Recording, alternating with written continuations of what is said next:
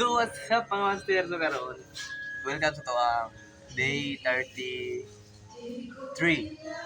So karon natawag din namo ang transmission aning photon track na 10 liters no. Tatawad mo siya pero na may gitanggal.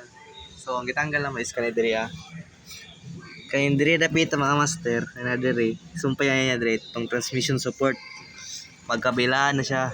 Gitanggal na siya gitanggal para masulod lang ni transmission kaya ang kaning manggulo dire kanina sa round niya dapit para sa attach sa engine is pasangit dito sa transmission support. So gitanggal lang to siya.